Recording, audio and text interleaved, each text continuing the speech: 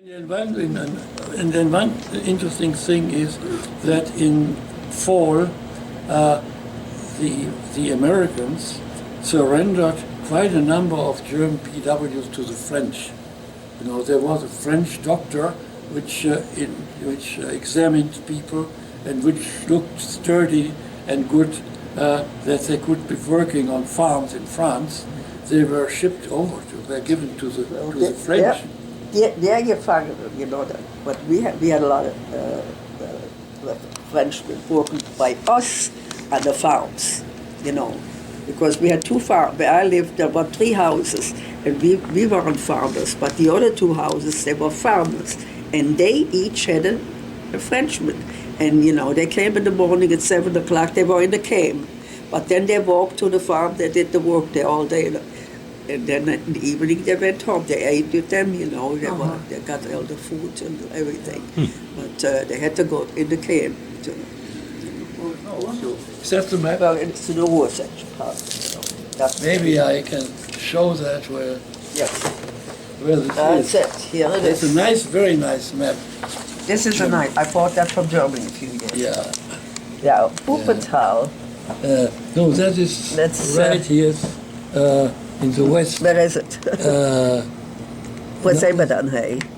Nordrhein-Westfalen, ja. Nordrhein-Westfalen. Hier ist Düsseldorf, yes. Hier ist Wuppertal, yes. Is Düsseldorf, Cologne, Essen, you know. Here's the Rhine River. Yeah, I show where I live. Yeah. Where did you live? Me? Yeah. Okay. I show you right now. Oh, I have to have my glasses on. I know it's in this region. I live on the left side of the Rhine. Yeah, I'm going to show you that too. Hold. See, I live, this is Koblenz. Now I lived Bayern, that's where I worked, right here. And I lived in Montreal. Montreal is a little, it's 7 kilometers, about 5 miles, 4.5 miles, something like that. Yeah. Something like that. That's where I lived, you know. Now from here to Luxembourg, to Belgium, it's, what is it, about 79, 80, 82 kilometers? Yeah. That's all. That's not even miles. Yeah. Right. That's where we live. And yeah. That is a nice map. Yeah, I got that when I was in Germany the last time. See, and you see, this is now where I live is Rhineland-Pfalz, they call it, you know. And when the Americans came, we got American occupation. We were happy with this, you know. My God, we got soap. We could wash, you know, and everything. We had bread, because the old bread they didn't want. We wanted it, you know. And the kids, they used to run after the trucks and they threw that part of their ration, you know, their rations away. And especially the cheese, you know, and stuff like that, what they had. So, and but that became, you know, now the Saarland, that was independent first, you know, the Saarland, they have a lot of coals there. And isn't that the way it was? Yeah, and but then later on it became part of Rhineland-Pfalz also, you know, but it still is, maybe it is still, you know, but there's a lot of industry over there. And now where she was oh, here's Frankfurt am Main. Yeah, she was down here in Würzburg? Well, she was west there, Lauda, just in the other, right there? just about there. Right there. But first off, she was over here in Kitzingen. Kitzingen? She was in Kitzingen, and there's Bamberg. The grandmother See, and lived that in is, Kitzingen. this here is Bavaria. Her family lived there? That's her family is from there? Her family? Well, her mother come from the Kitzingen area. Yeah. Summer house and then winter house. And, See, this is all Bavarian. You have to think here. And believe me, the Americans love Bavaria. In the meantime, because the Oktoberfest, there's nothing but Americans. Yeah.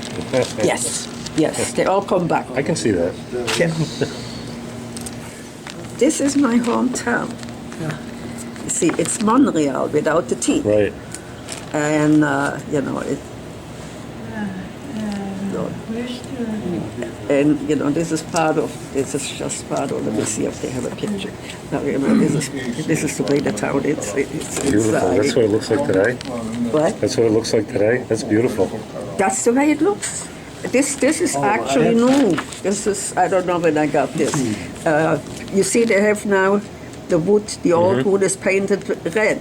Then maybe that's going to stay 5, 6 years, or maybe even 10 years, and they paint it black again. Everybody who has a house like that, they have to do that. They say, this is it. They keep, and this is what they call this house here. It's the 4 People house.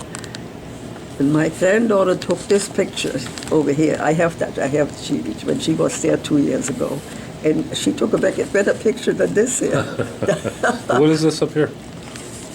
That is part of that old castle. There's 2 castles. We have 2. There's this one, and we have this one. That's the big one. That is whatever it was. It was all destroyed by the French.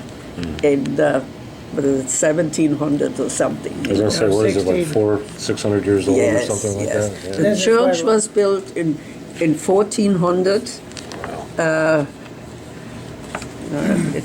This is not showing it really. I couldn't find the other one. Otherwise, you could have really seen.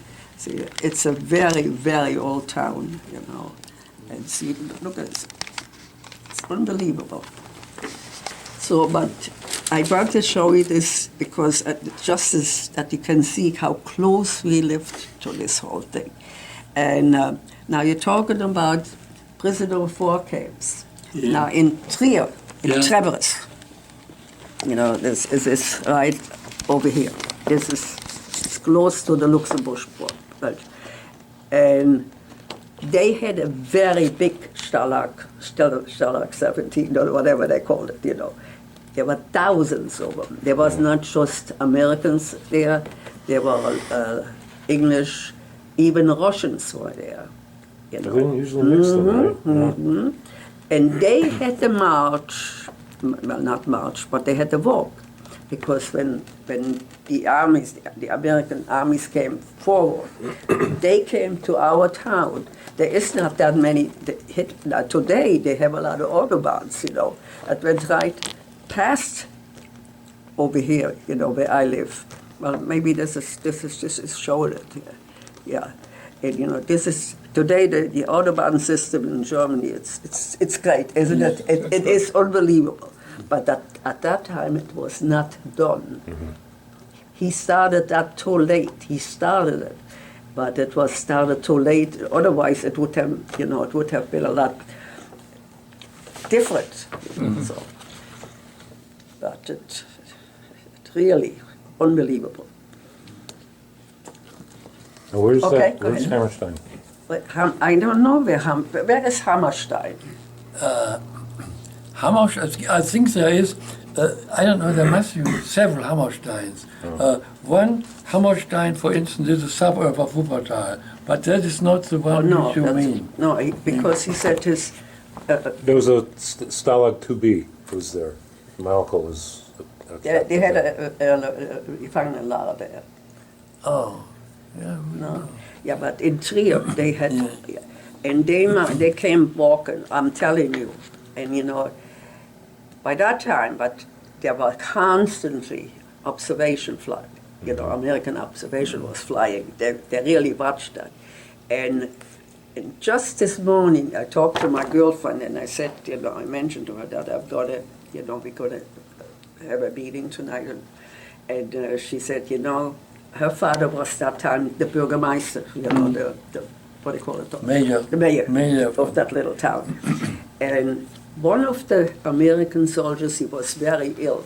He had a cold and it went into pneumonia.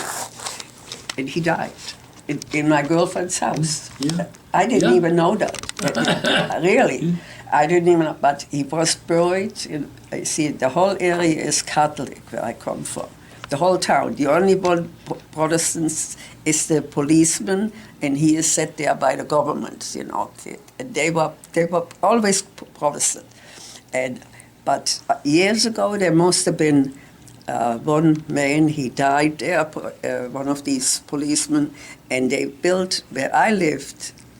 We lived down by the water, and there was a stream going through there, and it went up a little bit, and that was the Protestant cemetery. And that's where they buried him. But they came and took him out later on, you know. They came and dug him out, yes, they did, you know. And I remember, you know, you couldn't let anybody see that he did this stuff. Because, you know, I used to say to her, nobody knew where my brother died in Russia, you know. I said, so I used to take a few flowers, pick some flowers and just lay them in the grave, you know.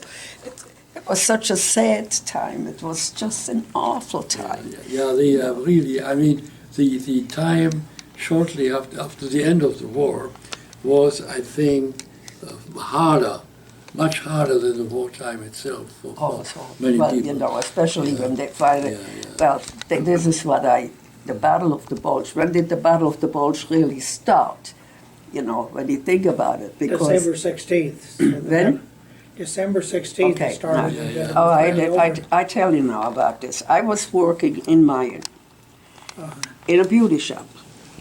This is very And now Mayen, there was a, you know, it came right through to our town, to Montreal, and it went all the way, there was a train track, just about one you know, track. But it went all the way to, you know, to Belgium, actually. And this was, let me see, that was the 6th or the 7th of October. And I was working in Mayen, and we were working. Well, we never had bombing or anything. And then they had an alarm, and we never went in the basement. You know, we weren't afraid at that time. And we stood by the door and see these 13 planes coming towards us. And somebody all of a sudden yelled, "My God, they're dropping bombs!" Because behind this city, behind mine, there was a high viaduct where that little train track went over, and they wanted to get that. And so they came towards, actually, you know, they came from the east, not from the west, you know, and they wanted to get that viaduct there, but they missed it. But didn't do us any harm. But I remember I was so scared. I you know, my boss said that time we can all go home, you know, closed everything. And the 13th of October, now I wasn't working, it was Sundays, and luckily, because they still didn't go in. How old are you? I was that time in 44, what I was, 17 years old. And you know, it was Sunday, and they came and they bombed Mayen. And the people did not go in the basement yet. They went, they had just a small, they lived in the city, there was a city, and across the street was a big house, and they had a basement, and they always said, if you have a basement what is round, you wölbt. You remember? Yeah. You know. Correct. Yeah, they're safe. So the people from that whole area went in there. There were 29 people in there. If they stayed in their own home, just across the street, they would have been all alive. They all were killed. And I didn't know. I went to work. And a man came towards me, and he said, "Don't, come on. I'm going to take you to my house." I said, "What is wrong?" I can't talk. He was a customer, my boss. And I never forget it. Until they finally said, his wife said, they're all dead. And if they stayed in their own house just across the street, and it was his wife, him, and 2 sons. And I tell you, it was just awful. So that's when it started. You said in September, okay? That's when it started. That's when the bombing started. And got heavier and heavier. you know. And they came with more planes, and by that time, you know, you really felt you weren't safe. I couldn't work anymore, you know. The business was closed, you know, and everything. And as a matter of fact, that was a really tough time because my father, it wasn't for my father. My father lost his job already 2 years before. He worked near Cologne. You had to stay there all week. And it was a, what do you call it, you know, where you, when they make gasoline out, there's an oil refinery. Oh yeah, refinery. Yeah, it was like an oil refinery, you know, it was big, you know. Oh yeah, I think it was in Brühl or something. Yeah, Brühl, I guess, right. halfway between Bonn and Cologne. Correct, Yeah, yes, yeah. that's where it was. And that's where he worked. And he lost his job there because it was destroyed, most of it was destroyed. And so he had no vote, but luckily he worked for a farmer. So we had at least something, a little bit more to eat, you know, than other people had. Yeah. And my sister, you know, she lost her husband, and she had a little girl, and so this is the way it was then. Well, anyhow, the bombing got really bad, and especially in December. And they couldn't really figure out why it all of a sudden got so bad. You know, they said, what the heck, we didn't know, the radio didn't tell us anything. Yeah. But before that already in the early part well, I was still working. There was they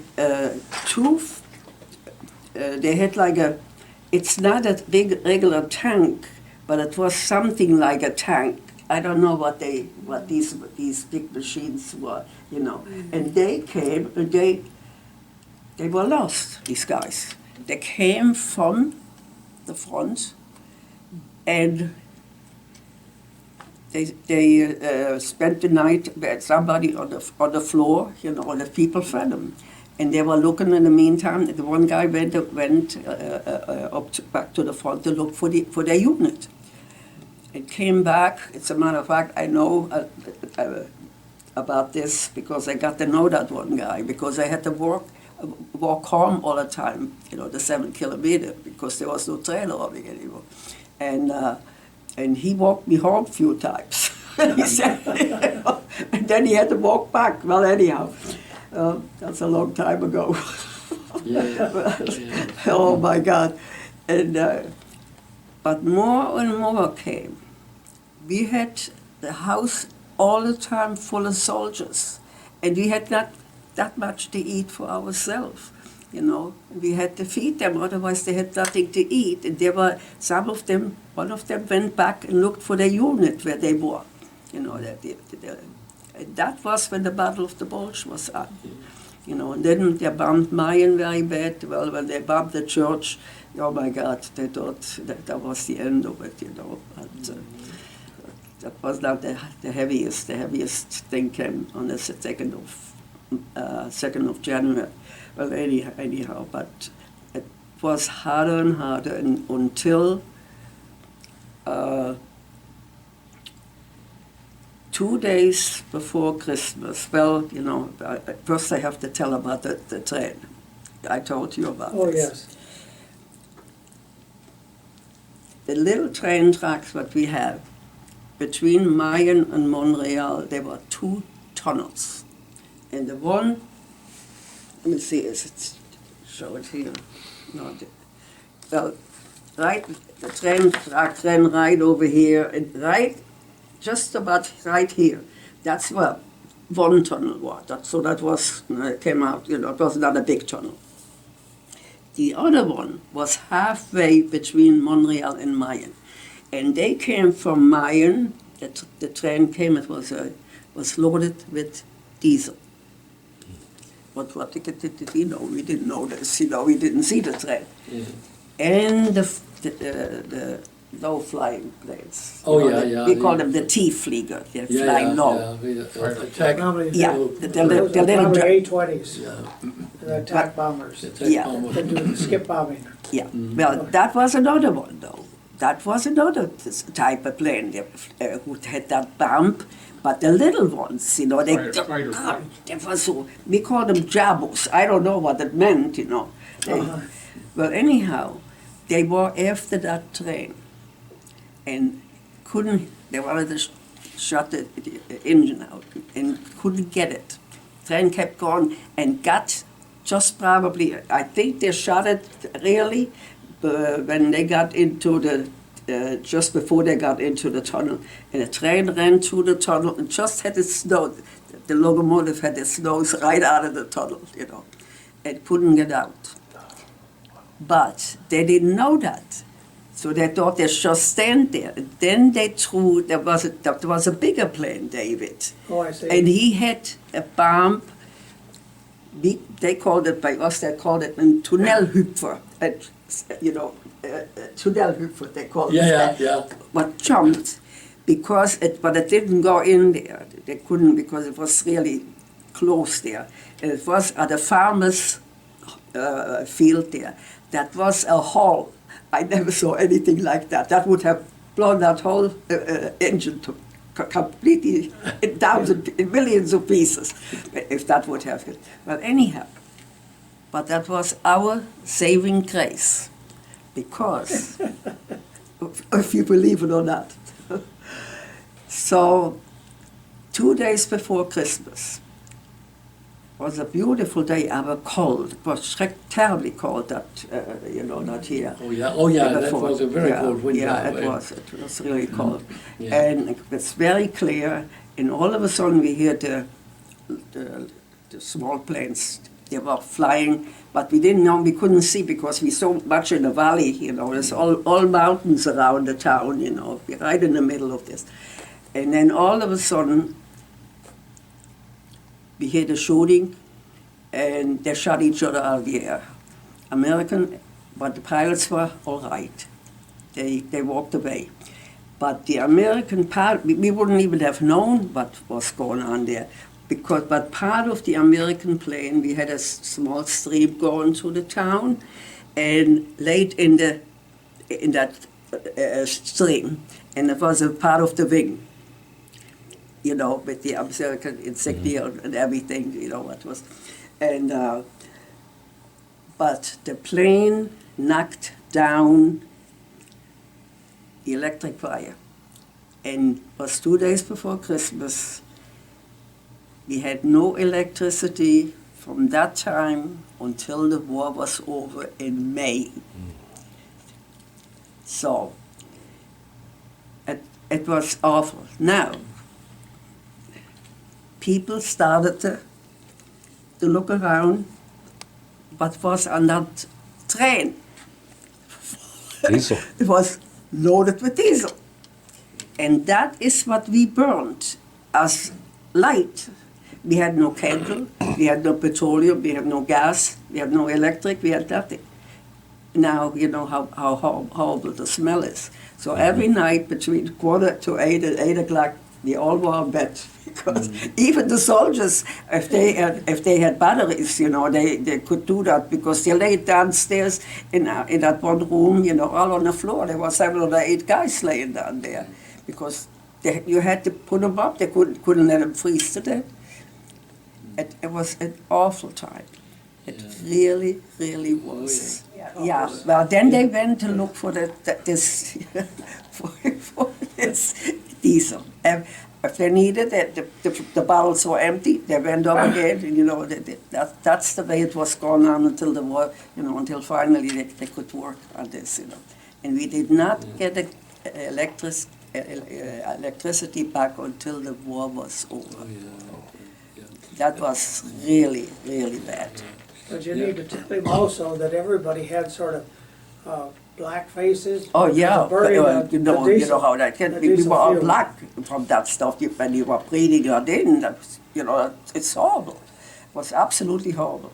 Yeah. Oh my God! And then you didn't have enough soap powder, you didn't have enough, this is why. Oh, yeah. That was another thing, we couldn't wait, when the Americans came, and they said, they came to the houses, and the guys, can you do I remember the guy came to our house, and he didn't talk to us, to my sister and me, he went to my mom. My mom didn't speak any English either, And he had a bottle, dirty clothes, and he shouted to her if she could do like this, and he shouted the soap. My mom said, yes, oh yes, yes. Oh, we were so happy about this, you cannot even imagine. But that's the way it was. Yeah. And, and then it was going on. Well, then the 2nd of January, they bombed Mayan so bad, but by that time we knew, it was over. And, they started more and more soldiers came back. And, then when the prisoner of wars, that was a law, oh my God, how many thousands, that were thousands of them.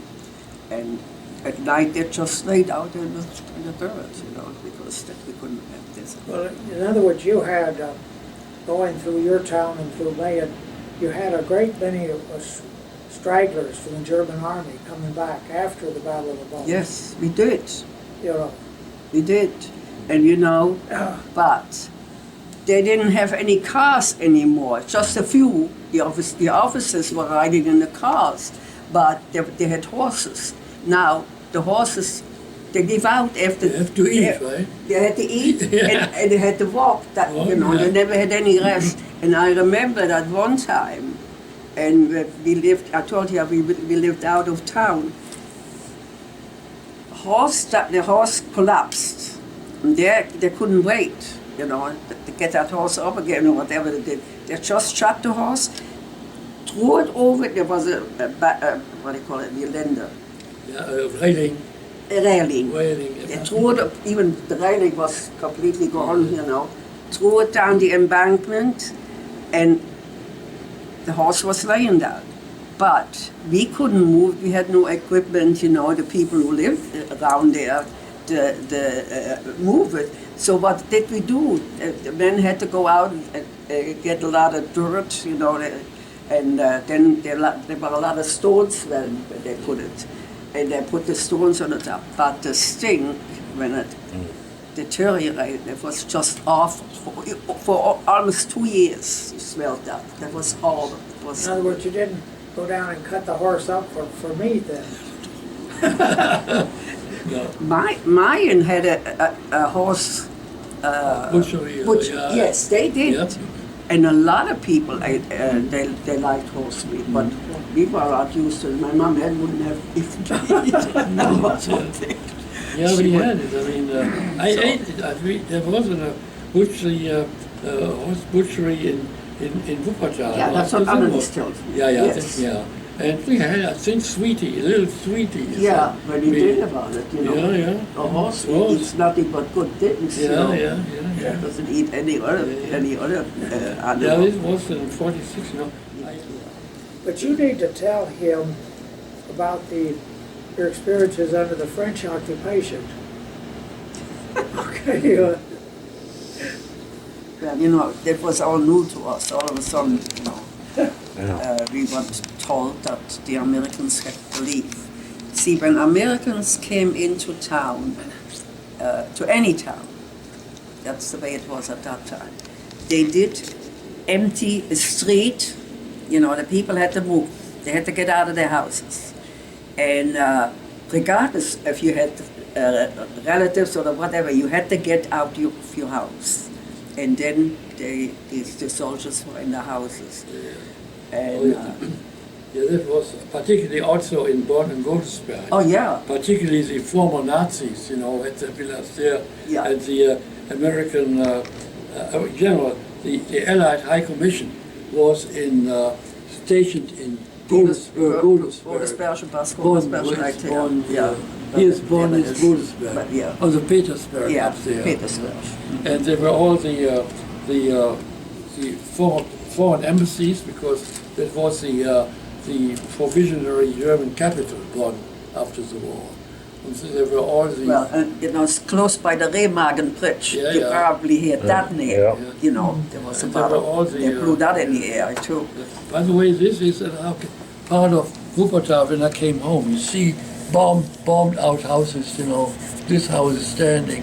This one is bombed out. This is bombed out. Yeah. This is a church. That was your hometown? Yeah, That's that's my his hometown, hometown. Wuppertal. Yeah.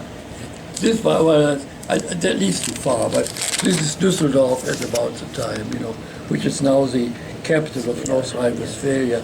But it's nothing really special. Well, But, anyhow, what he wants me to tell you, when the French came, we did not expect anything good. Like I told you earlier already. They had less than we had because, you know, they had German occupation for so long in part of France, you know, not the whole thing. And so when they came to town, they used to go from house to house if you would count the beds. And if you had 4 beds, you needed 8 sheets, right? Now the Germans, they have closets for what do you call it? Linen. For linen, a linen closet. linen, yeah. In more linen, you have a real good housefrau, you know, and stuff, you Yeah. know. And you were rich, let's say you were a little bit, you had money, you know.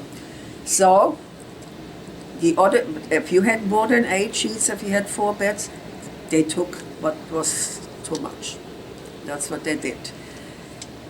But the worst was, why they did it, I don't know, because it was a very a wet fall. It rained. And they had the Germans cut down All the trees. mountains, you know, All on the the trees, all the trees. all the Abhänge. But what do you call it, you know? Trees. You know, like, you can't show them, David. Let me see. Like, see the Like trees- here, you know. the That was trees on the all, slopes, Yeah, yeah. cut them. not this spot was, but a little bit further, that was all, the wood was taken away Yeah. there. They cut it down. And they really took it. If it was a big, you know, big trees or whatever it was, they took everything. Maybe they needed in France. For lumber, you mean? Yeah, they took the lumber. And you know what that meant. Then they have all that rained. And how the landslides You know. possibility. Right. it started to move. That was really, really bad. And another thing, their tricolor, their flag was right in the middle of town. Yes. And everybody who went past there, you had to bend your head, if you don't, Oh, you mean the tricolor? Yeah, Yeah, the tricolor. Yeah, Like- sure. Oh my gosh. We always said we have to get. Like Wilhelm Tell. Yeah. remember? Oh my God! And they were awful. They were absolutely awful, really. And, Oh no, I know that. well, but what really set the people against them was they had some girls. I would say they were about 18, and they worked in their kitchens. But the kitchen was a private house. It was a Gaststätte, like they have it, Yeah.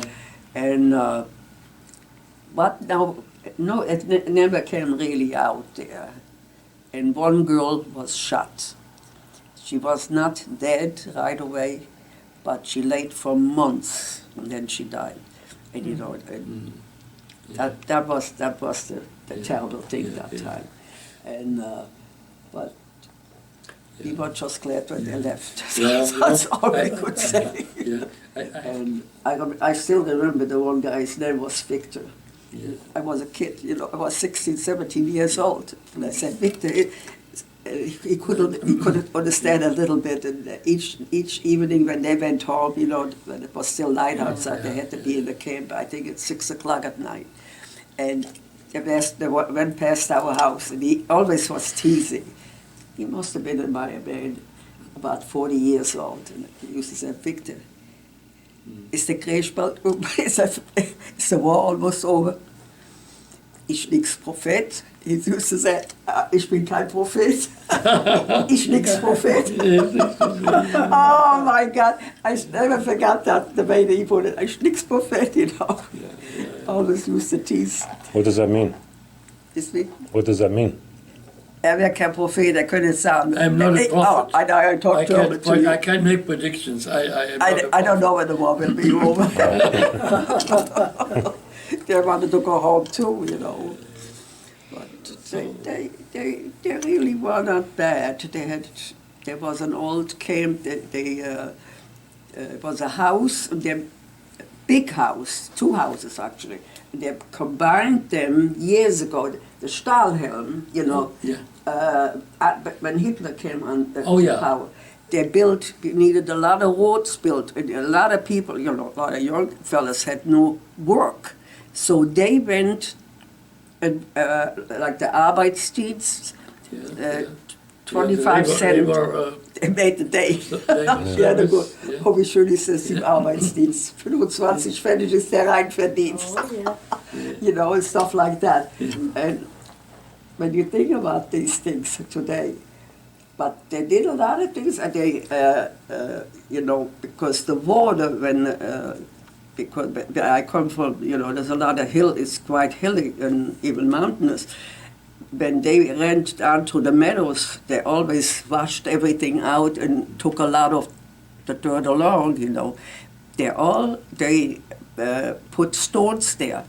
That's what they did, the Stahlhelm bei uns, you know. Jeden Morgen sind die ausgegangen. And every morning at 8 o'clock, they went out, and, you know, it was a whole troop. And then they did a piece of this, you know, and put another road next to it. And oh God, what a time it was when we think about when Hitler's time was. But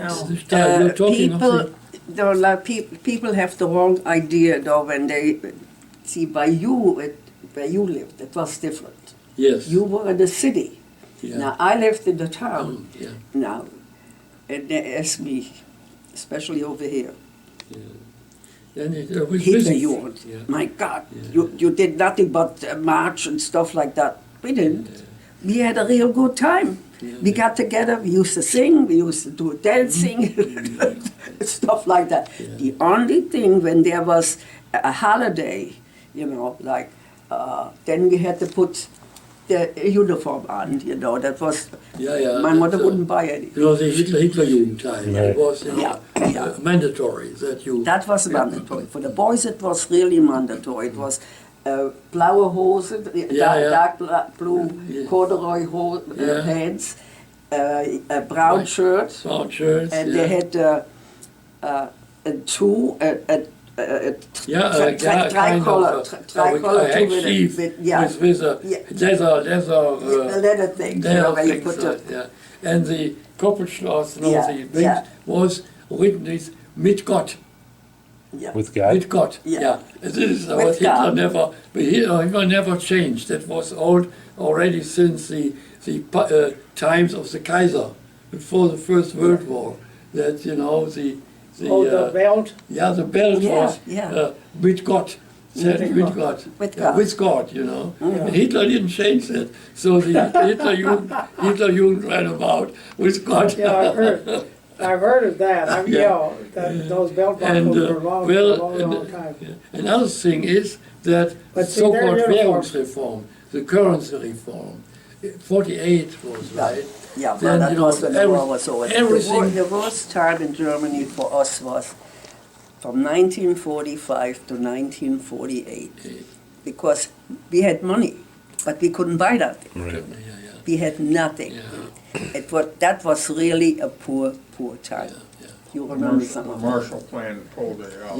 Yes, that's what happened. Then was the Währungsreform, currency reform. And then they changed the money. And that was overnight. Overnight, it was a Sunday. Yeah. You went to bed Saturday night. You had 100 marks, and the next morning you got up, you had 10.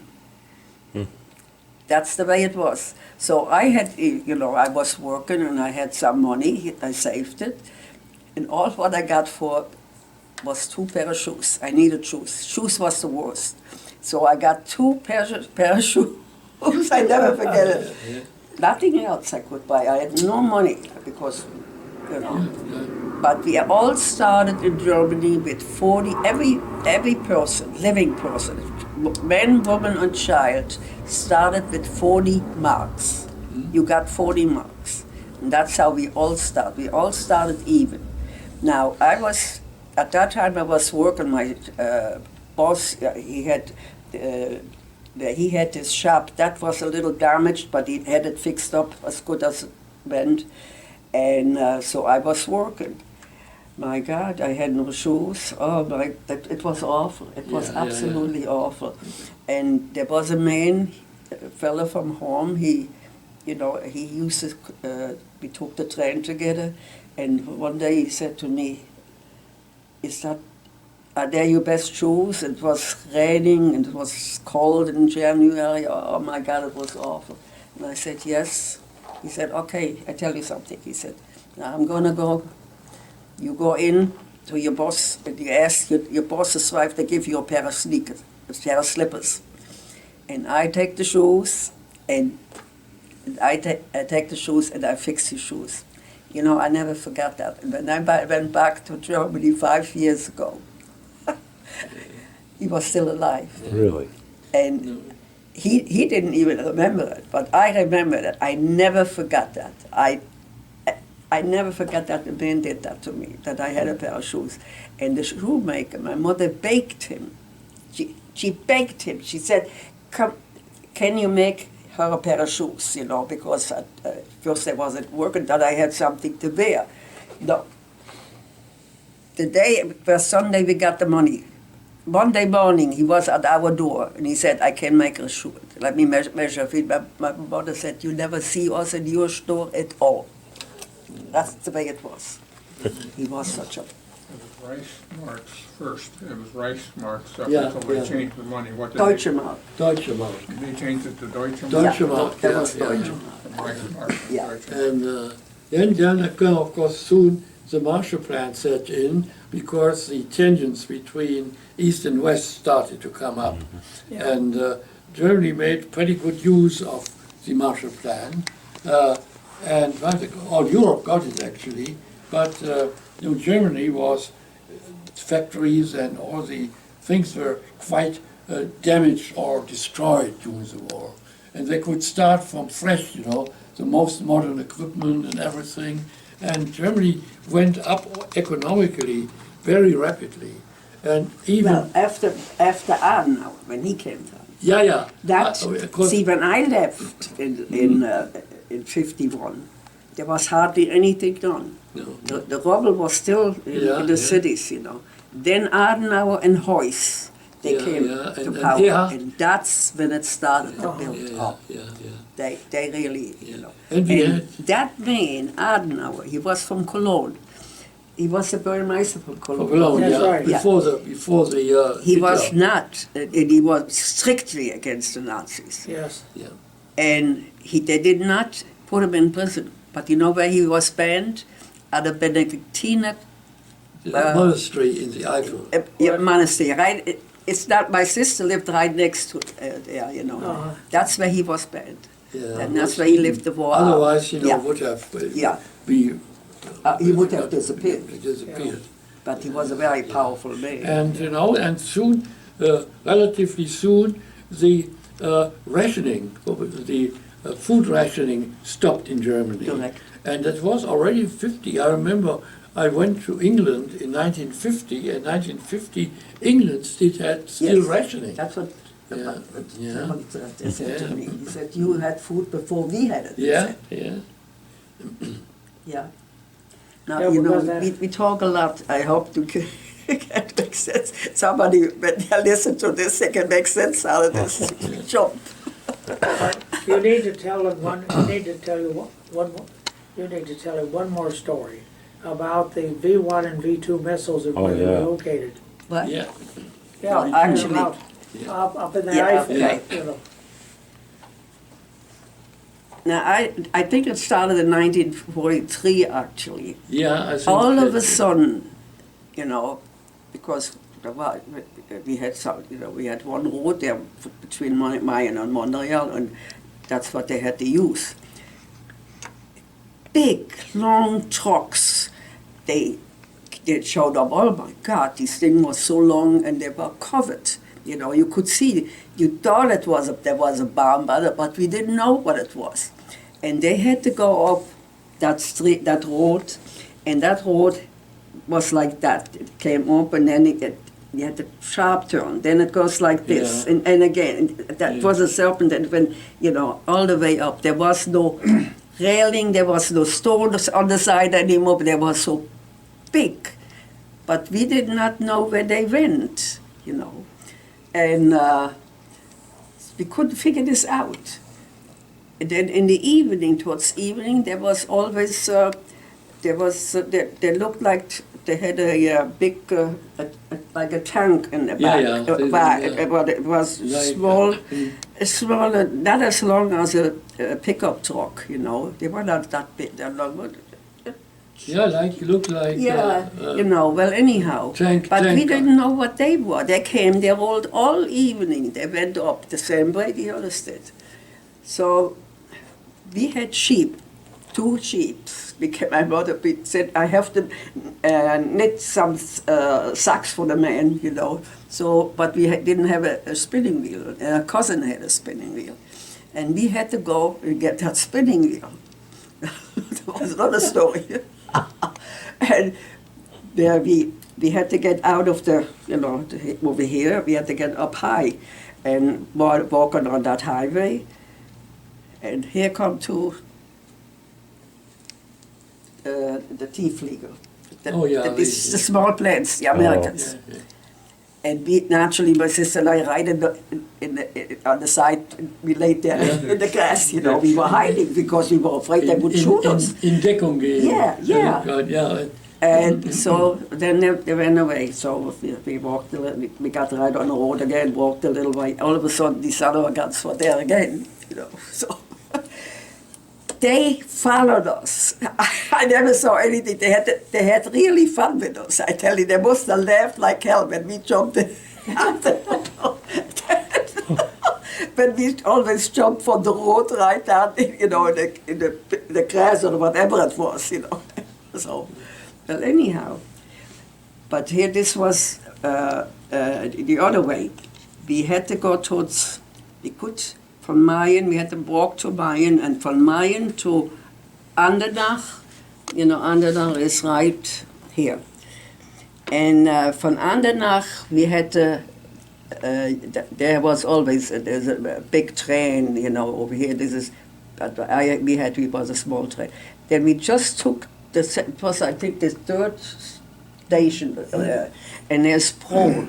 And then we had to go back here to here's the Hohe Acht. But we didn't go that far. And it was cold. And I had frostbitten feet. Oh my God, I had no shoes.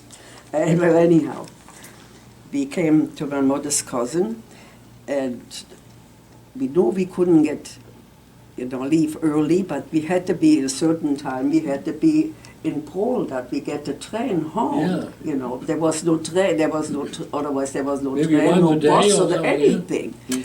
So I said, I cannot get my shoes on, I said to my sister. She said, what are we going to do? I said, I don't know. I said, I have to walk on my socks. She said, you know what I'm going to do? She was older than I am. She said, I'm going to stand out, and I go like this. And hitchhiking. And they stopped. Somebody stopped. One of these guys with they were, they were picked up, but we didn't know what they picked up. And well, anyhow, and he said to get in, and she said, no, it's my sister also. She said, well, I'm not supposed to do that, but this German soldier, And he said, okay, but hurry up, I have to be at a certain time, I have to be in Prol.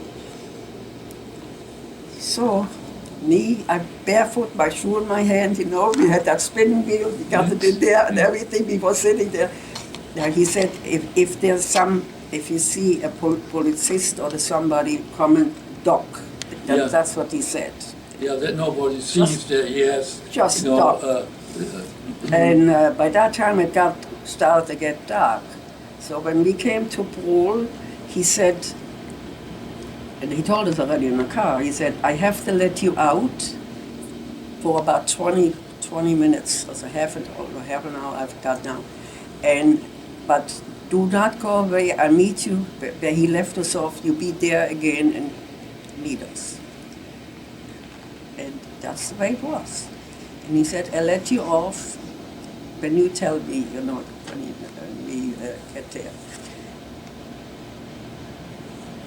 That was one of the cars what had the fuel for the V1 and the V2.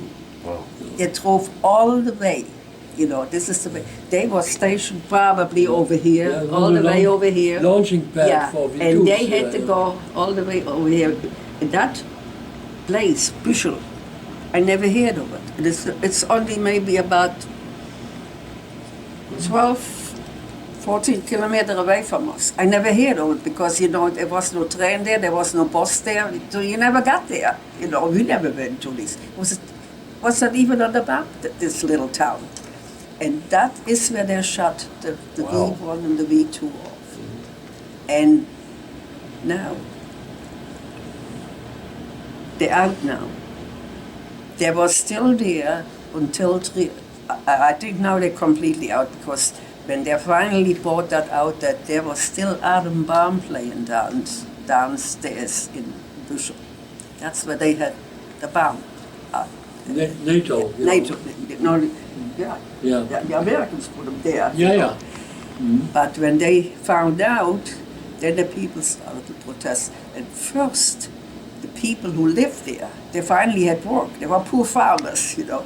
They didn't want anything, you know. They didn't want to lose that job. They even had an airport there. But they finally, they got them out now.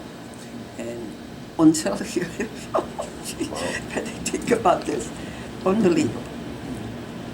Now, you remember anything about the V1, the V2? Yeah. That was the rockets, you know. Yeah. They send them to Yeah, which, England. But sometimes they misfired. And I tell you, and instead to fly this way, they came back. Oh, really? And the noise, well, who asked me about the noise? Was that you? What noise they made? What's that?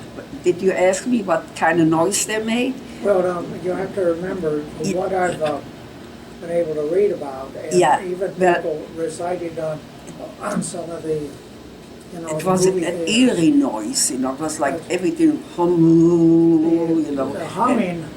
This is the V1s, Yeah. so which was have bombs on board. Okay, Yeah, yeah, when they appeared over England, Yeah. as long as they were humming, you knew you were safe. Yeah, When they quit humming, then they knew, whoop, Yeah. it was Oh, going yeah. to drop Getting right light. down there. yeah, Yeah. Now the rockets, which were the V2s, yeah. went up this way, really high, 40, 50,000 feet. It came down, but that was different, you see. Yeah, but that was only one place where they shot them up. Yeah. Because when we were, you know, it was in the fall, we were helped the farmer digging out the potatoes. And it was beautiful weather, and all of a sudden you saw these things going over, you know. And the V2 really, I mean, they had explosives, but limited because, you know, they couldn't build rockets at the time with much payload. Right. But the kinetic energy, when they came down from 40, 50,000 feet, was enough to erase a whole block. I've seen those in London, you know. And it was actually unpredictable where they would land. They couldn't be aimed really very accurately anyway, but they could aim to the, you know, city of London, of course. And they were in the mid of London were whole blocks which were erased by V2s. Yeah. Now, you know, another thing, because we had, our house was not that big, sure, but brother wasn't, you know, he died in the war. And my sister, she was Well, she was for a time. She was with the in-laws, and her sister-in-law had 5 children. She had to help her a little bit, and well, anyhow. But we had people, relatives, living with us from the city. My father's sister and my mother's godmother. They were both old, and my mother's godmother, lived in Mayen, and her husband could not walk anymore. And if he got up, he could walk a little bit, but he was completely, Bend over. Yeah, bend over, that's it. And she got out because his niece had the house right there, and she came all the time and took the old lady, and they went to the bunker. By that time they had a bunker in mind, but her husband couldn't go anymore, and she was just a little old lady. They had no children. They were the only relatives they had. Well, he came under the bomb.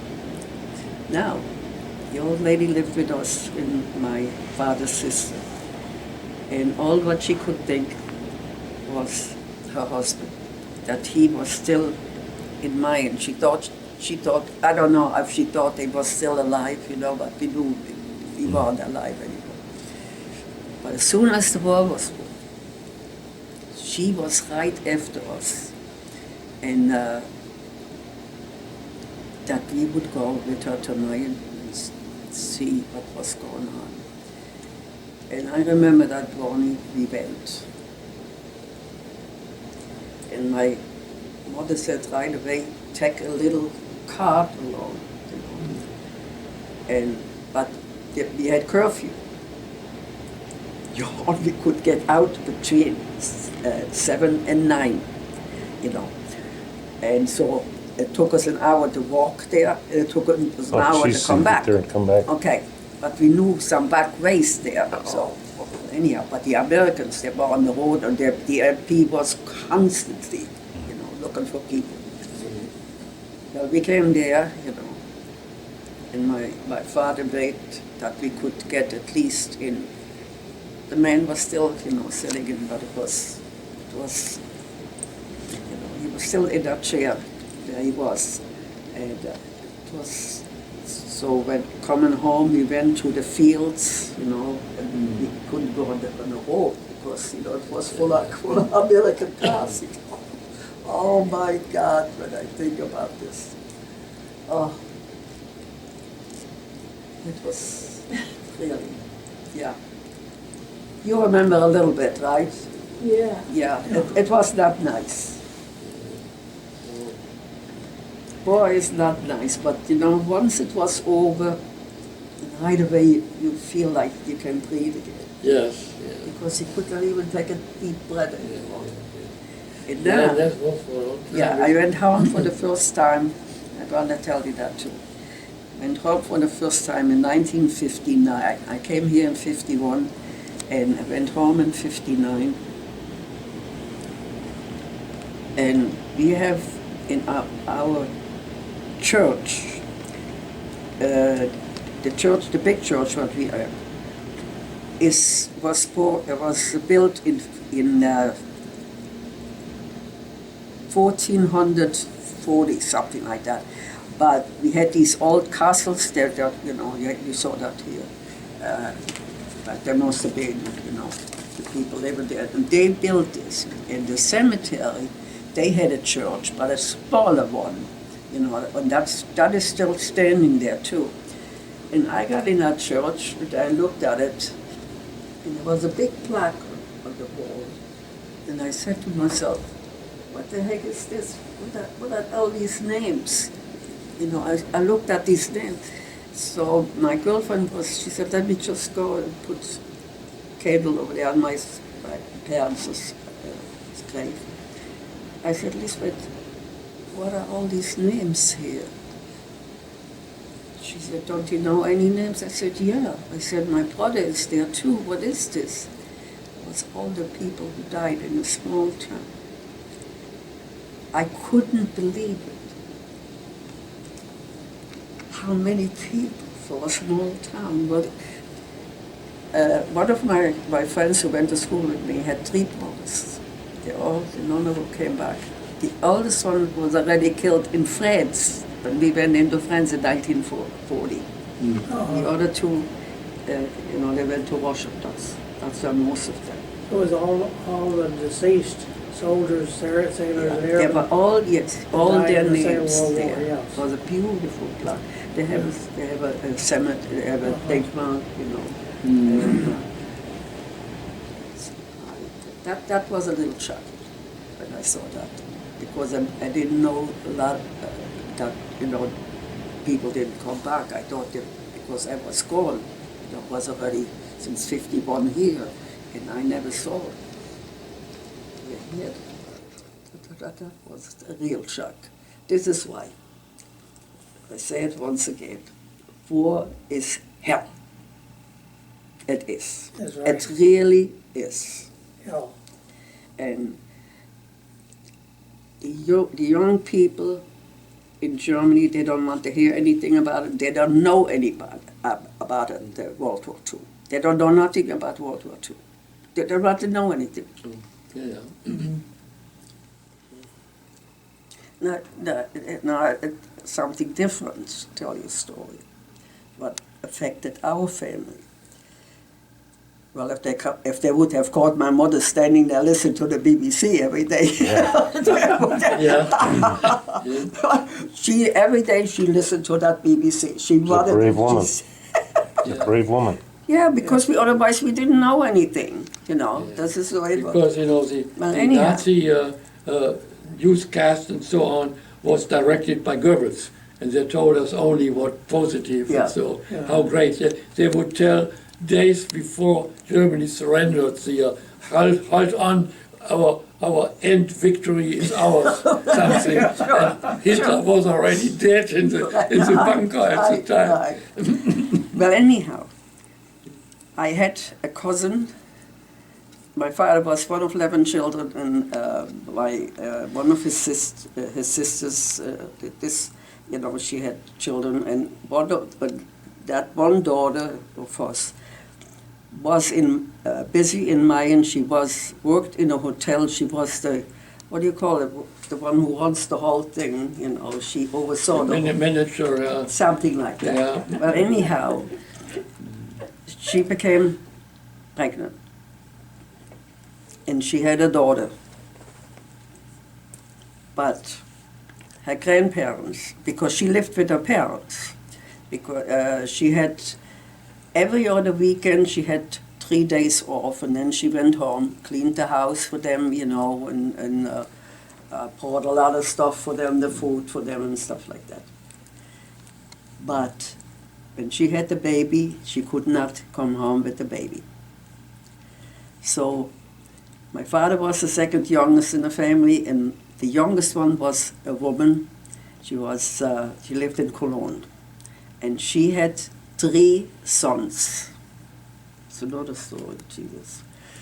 And so she took that baby in.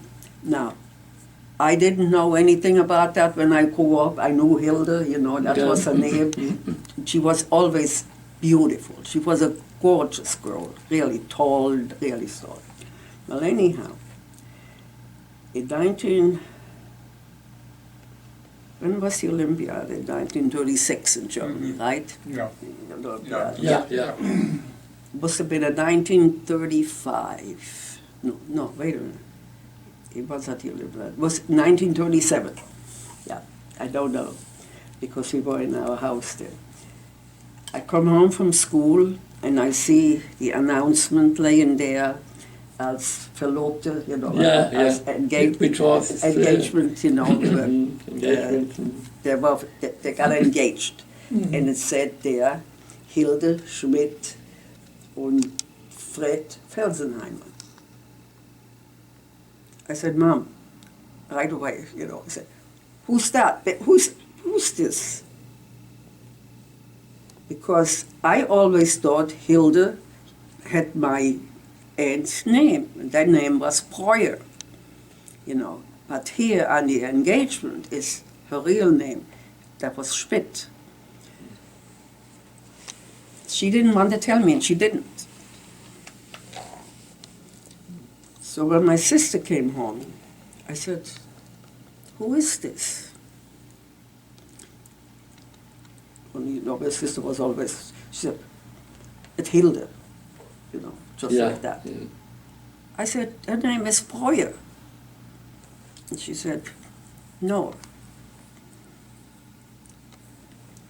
And then she told me that she was the daughter of, there was Genofeva, that's the name was. And, so what the heck. Now, the Olympian, this guy was a policeman in Cologne. He was already a lieutenant or whatever that was, something like that. And very active in sport, and he participated in the Olympics. He was so good. Uh-huh. Well, they were engaged in the 1930s, it was, so they got engaged, and 6 months later,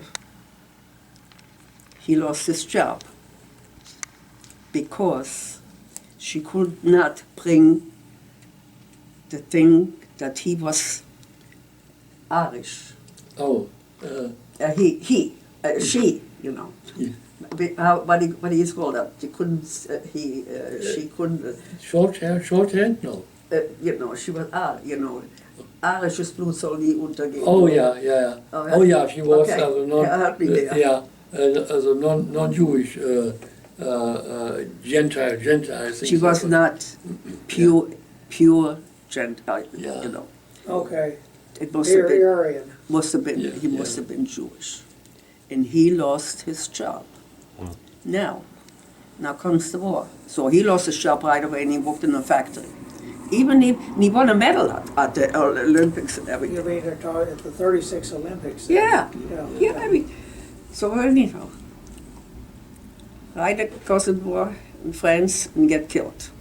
By that time, it must have been earlier because they had 2 children. No, he did not get killed in France. Yeah, he did. But it was first was the Polish war on. Okay. And then the bombing started at Cologne. And she was bombed out. So she came again to Montreal and wanted to stay with her grandparents, with her, grandparents, whatever they were. They wouldn't take her there. I remember that I came home and she was sitting there. She was at our house. But, she was bombed out 3 times, and then she went to Silesia. Silesia, that's on the Polish border, Okay. You know what happened there? Then the Russian came, and they had to run again. But she got out, and she got as far as Berlin, and that's where she stayed. And her boys, and later on we heard that she got married again, but nobody's ever saw her from the family anymore because it was a really horrible time. I don't know.